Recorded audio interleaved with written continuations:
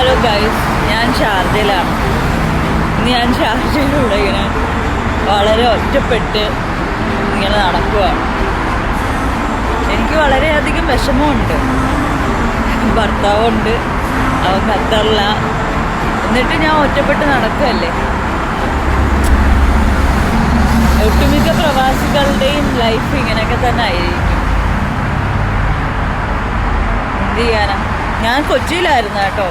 കൊച്ചിയിൽ 1 വർഷം മുമ്പ് കൊച്ചിയിലായിരുന്നു.